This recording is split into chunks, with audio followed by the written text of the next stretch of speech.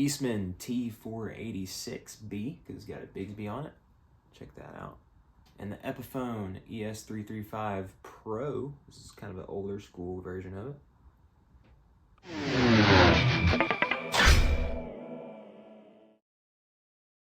So I wanted to talk a little bit about these two guitars just because I own both and they're obviously very similar in vibe. Epiphone, this is the Epiphone ES335 Pro, which is an older model that they used to make pre like new age Gibson buyout. I think 2019 was last year they made this specific one. These are the Epiphone Alnico Classic Pro humbuckers in here, but I believe these are the same humbuckers in the new Epiphone ES335s that you can buy. So really the only difference that I know of would be the shape of the headstock and the fretboard inlays. This was my first semi-hollow body guitar, and I mean, these were like $450 at the time. I think they're maybe $550 now for the newer ones. It's a really good value, and I've always felt like this is the guitar that Epiphone does the best. I like the Epiphone hollow bodies better than I like the Epiphone Les Pauls or SGs, to be super honest with you. The only thing that I really don't like about Epiphone is honestly their fret size. I feel like the frets are so wide and short that it just doesn't play very well in my opinion with that. That's just a personal preference thing though. You can obviously still get them set up very well, and you could always replace the pickups if they're not sounding like you want them to. I left this one stock and I have played gigs with this one. I played it straight into my Vox AC15 for like a street gig one time. Played it plenty of other times with my full pedal board and everything, and it held its own. There's no reason that you couldn't gig with this guitar at all. This isn't the lightest semi-hollow body I've ever felt, but it's not heavy. I would guess it's maybe like 8 pounds, but I don't really know. I'm probably a terrible judge at that. The neck is somewhat slim. It's kind of one of those necks where it gets sort of flat on the back and the shoulders are rounded over nicely. The tuners, you can tell, are just sort of the Chinese version of the Clousons, which is fine. It holds tune all right. I don't really have any complaints about this guitar other than just, like I said, the fret size. It doesn't play as good as I would prefer with the size of the frets. This other guitar I have in my possession is a Eastman T486B. Because it's got a Bigsby on it. So this is the only Bigsby equipped guitar that I own at the moment. And this guitar, compared to the Epiphone, it's still a semi-hollow red Chinese made electric guitar. But that's sort of where the similarities end. Obviously the ES335 Epiphone is kind of a replication of a Gibson. It's an import version of a Gibson.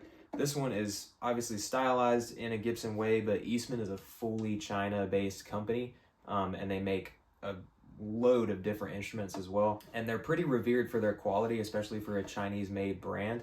Now, to be honest with you, a lot of people, when they talk about quality in guitars, they're really talking about fit and finish, which is just a subcategory of overall quality. And the fit and finish on this guitar is great. There's nothing to complain about, but that quality that you can sort of feel in your hands when it feels like you're playing just sort of a solid guitar, it's not that much better than the Epiphone overall, in my humble opinion. The neck is a really similar shape. I think this one is rounded a little bit more. It doesn't get quite as flat on the back, but it's still kind of skinny, not super fat. It's just right in the middle. The tuners maybe seem like they're the slightest better quality. The Bigsby seems legit. The pickups in this one, sound-wise, it's not really a fair comparison between the two because these are humbucker-sized P90 pickups. You can see just this one row of screws here in the middle. So it's not super fair to compare the two, but I do like how this one sounds. This is basically a model inspired by the Gibson ES345, and you can see that in the multiply binding and the split parallelogram inlays. This is also on an ebony fretboard, which is just kind of a interesting different spec that I think does improve the overall feel of the neck, but also mainly just the aesthetics of the guitar.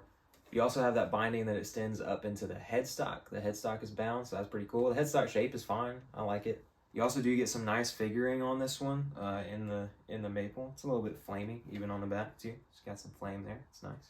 This guitar is a similar weight to the Epiphone. I don't think it's much heavier, even though it has the Bigsby on it. The Bigsby's weigh on average like a ½ pound, I think. It might be the slightest bit heavier than the Epiphone, but it's not much. The hardware otherwise, basically the bridge and the switches and stuff, feel comparable just fine to the Epiphone. You do get bound F-holes, which you don't get on the Epiphone, which is a nice touch. Honestly, I do think the overall feel of the fretboard is a little bit better than the Epiphone. I think I like the frets on this one, but they're not that much bigger.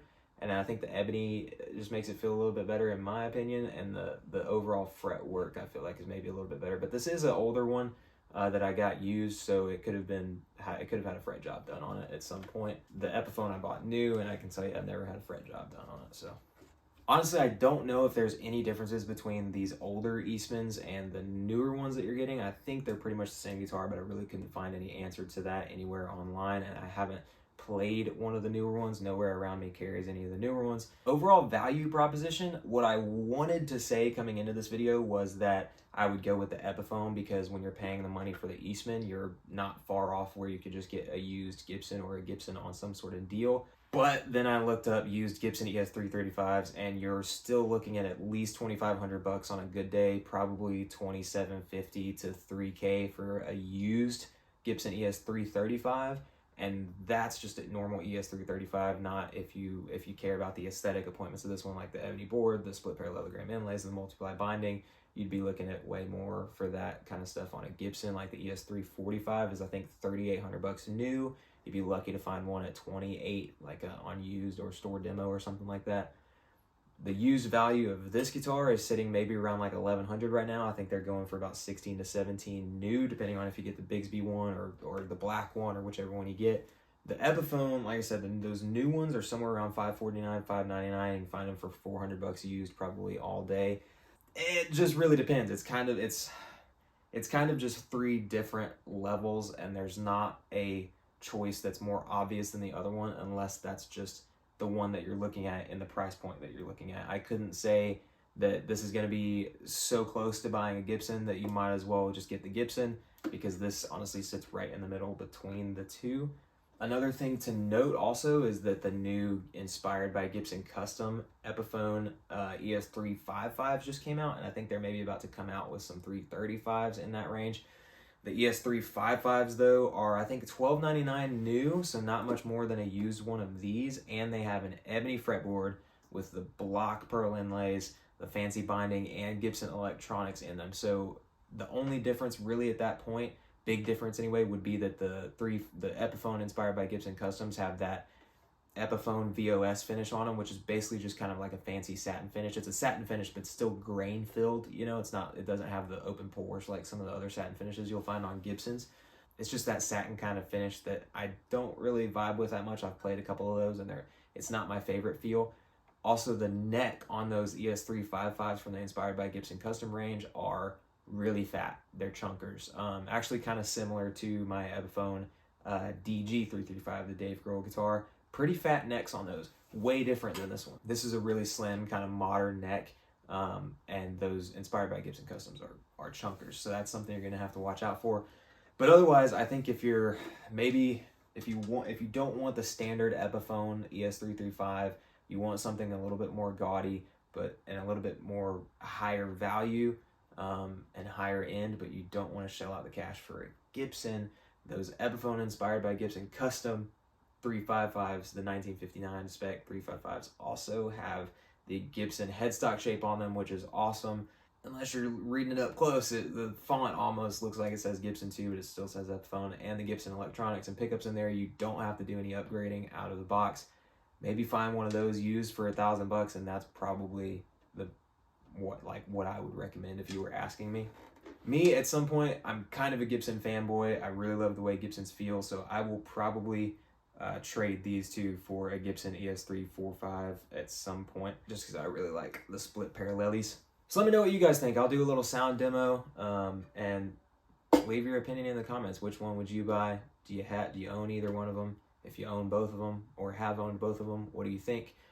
Subscribe for more guitar comparison videos, guitar demos, opinions, all that good stuff. I appreciate you guys watching and liking if you liked the video, and I guess I'll see you guys next time I have some talking point on guitars that I want to talk about.